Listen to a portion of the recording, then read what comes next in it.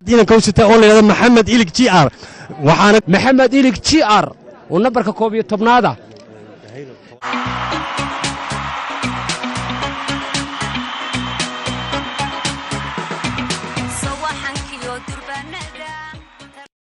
والدقة اللازمتين فيكتور موزيتش فعلها وعدل النتيجة لنيجيريا أمام الأرجنتين. نيجيريا صارت ب4 نقاط الآن والأرجنتين بنقطة واحدة وأيسلندا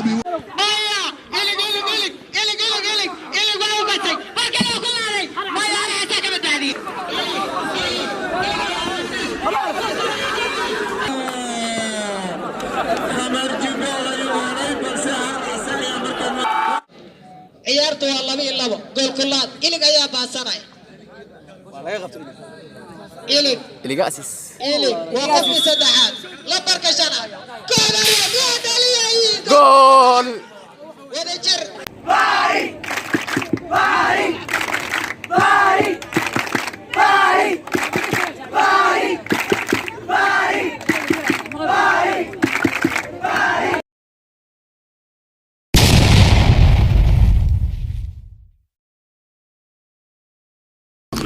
kulanti wacan daawadayaal kusoo dhawaada channelkeena hore official hadaa ku cusub tahay ku cimaamada subscribe share comment and like hadii aad nala joogteen waa ku maasan daawashadaada kusoo dhawaada barnaamijka la kulanka laacibka waa barnaamij isbuucla ah maalin walba khamiis waxa ku baxa channelkeena waxa idin soo tabiyo anigoo ahanad hore waxaan ku bartagalinaa xirfadlayaasha kubadda cagta kuwada ugu tunka weyn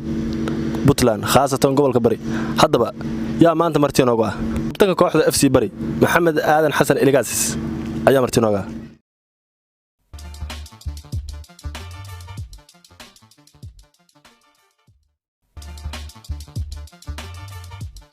بسم الله الرحمن الرحيم magacaygu waa Maxamed Aadan Xasan ku magac dheer macaan Elig waxaan ku dhashay magaalada Kismaayo waxaan ku soo barbaaray magaalada Boosaaso wax barashadiina ku qaatay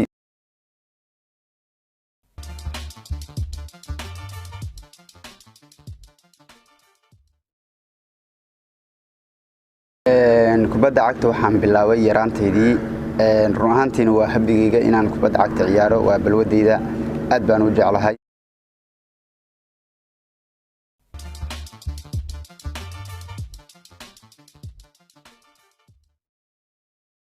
booska joogtada aan ka ciyaaro kubadda cagta waxa weeye garabka midig qasatan weerarka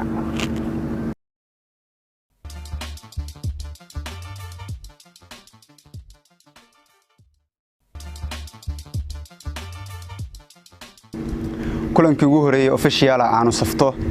ciyaar saaxiibtinimo waxay dhex marisay kooxda Bari FC iyo kooxda Boosaaso FC oo markaa ku kala ciyaarayay Saqar Service iyo naadiga Horseed magaalada Boosaaso waxa lagu qabtay isbartimada kubadda cagta magaalada Boosaaso kulankii ugu horeeyay aan safto kulankaas waxa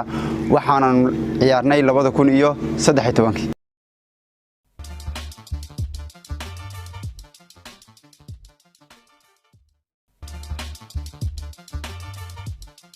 تربية كوحدة بري إف سي waxaan ku soo biiray 2010 ilaa waxaan ciyaaray 2011 2012 waxaan ku soo biiray Serie A 2013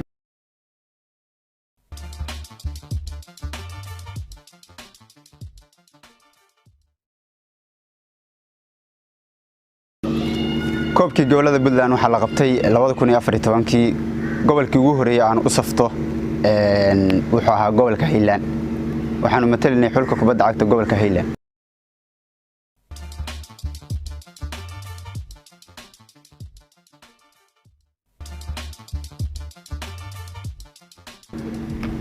waa ka soo ciyaaray meel ka baxsan Puntland waxaan ka soo ciyaaray Somaliland waxaanan ciyaarinay koobkii gobolada Somaliland laga xuleeyay 2015 gobolka Baran waxaan ku ciyaarnay magaalada Burco Alamsi Stadium 2015 anagoo matalayna xulka gobolka Baran inanka u sita oo la yidhahdo maxamed ilig ji ar waxaana maxamed ilig ji ar oo nambarka 11aad ah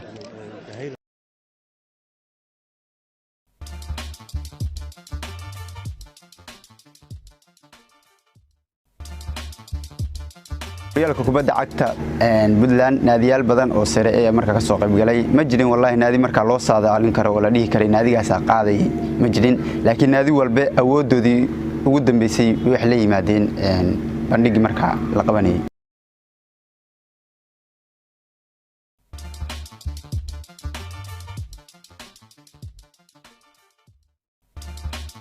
ciyaartii ugu horeysay horyaalka kubadda cagta Puntland aanu ciyaarno waxaanu la ciyaarnay kooxda Garowe City oo ka dhisan magaalada Garowe waxaanu kaga badinay hal gool wallahi runaantii waxay noo ahayd gool aad iyo aad taariikhi ah waxayna noo ahayd dhiirigelin aanu ku bilaabanay horyaalka kubadda cagta Puntland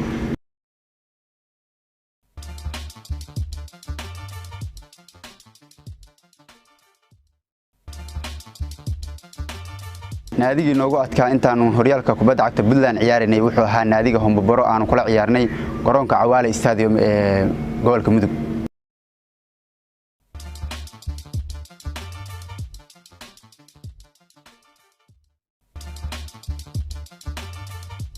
intaanu horyaalka kubadda cagta Puntland ciyaarinay guuldaro aan la kulanay waxay noogu weyneed guuldaradii aan kala kulanay kooxda Horseed oo markaas nooga badiyay hoomkooda kana dhisan magaalada Garowe wax kala guuldaro ah aanu la kulanay ma jirin intaanu ciyaarinay horyaalka kubadda cagta Puntland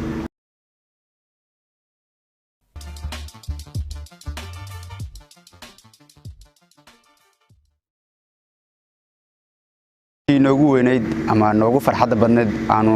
la kulanay horyaalka Puntland intaanu ku jirnay waxay ahayd guushii aanu ka gaarnay kooxda SBC oo ka dhisan magaalada Garowe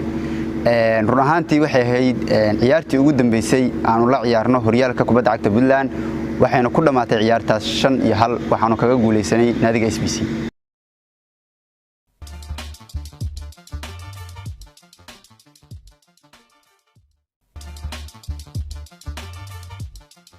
biladii ugu fiicnaa kooxdayda waxaan ku guuleysanay boortii ugu fiicnaa oo qaatay Cabdishakuur Boqolle gool dhaliyihii ugu fiicnaa oo qaatay Maxamed Deeq Axmed Laac daaficii ugu fiicnaa oo la siiyay Cabdi Faarax Dalmar Commandos iyo Cabdiqani Yuusuf Abshir Shubka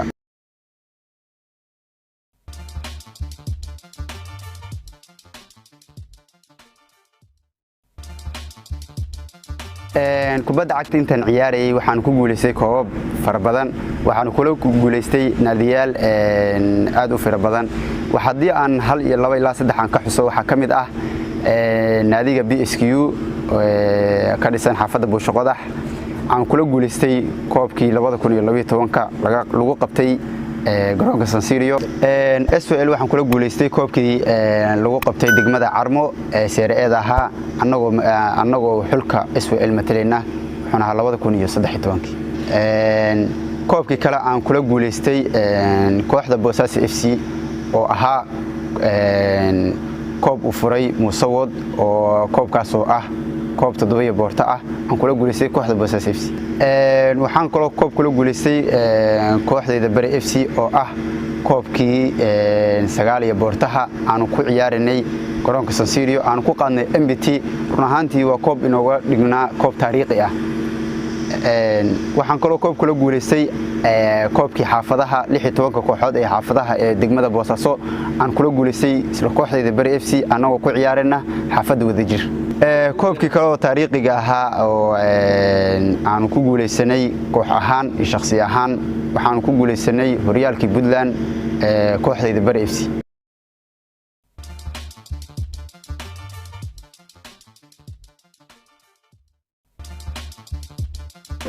saaxiibka igu dhow aan kubad soo wada ciyaaranay inta kubadda cagta ku guda jiray waxa weeye Cabdullaahi Faarax Xuseen aan ku soo wada ciyaarnay Serie B ilaa Serie A ilaa heer horyaal aan ka wada ciyaarnay muddo dhan ilaa 10 sano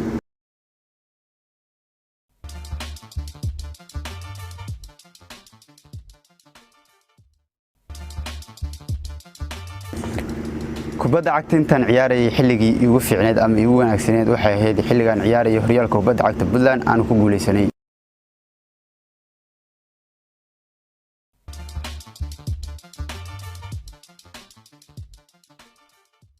dhiirigeliyaha kubadda cagta aan igu soo dhiirigeliyay waxa weeye saaxiibkay marna walaalkay Maxamed Ismaaciil Cunaaye.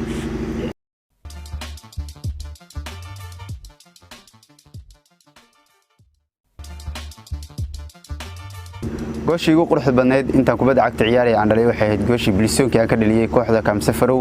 aan ka dhaliyay 2013.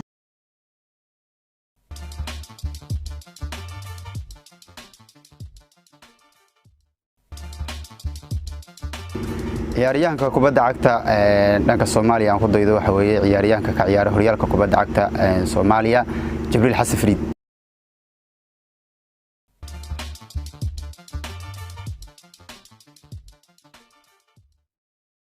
ciyaarka aan aad u xiiseeyo caalamka ka ciyaara kubaddiisa inaan qaybkiisa kale u ciyaaro waxa weeye Robinho.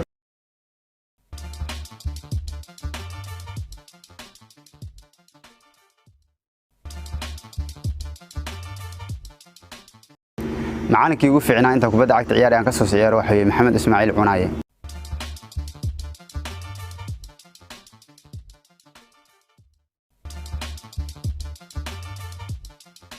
xiddiga ugu wanaagsan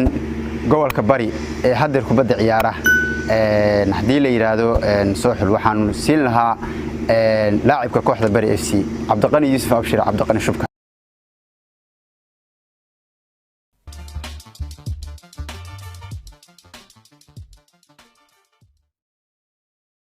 laacibkii ugu fiicnaa abid inta kubadda cagta ciyaar aan ka soo garab ciyaaro wuxuu ahaa Amiin Xasan Daahir.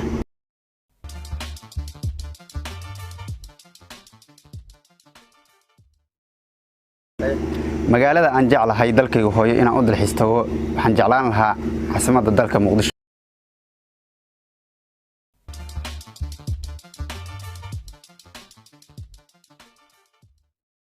caalamka haday noqoto waxaan jeclaan lahaa inaan u dalxiis tago Paris.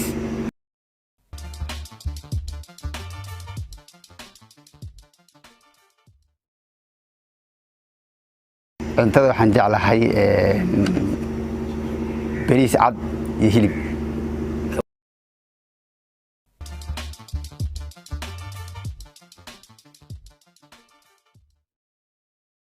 kabaha noocan ku ciyaaro kabaha waxaan jeclahay inaan ku ciyaaro kabaha Nike.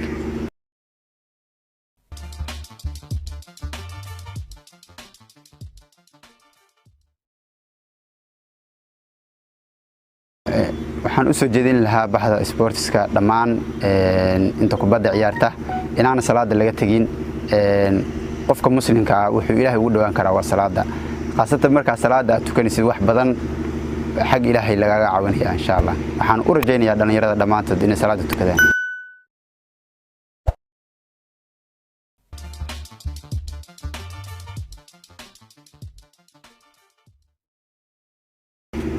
waxaan halkan ka salaamayaa bahweynta sportska aad u xiiseysa hadii ay joogi lahayd dalka iyo hadii ay dibadda joogi lahaayeen.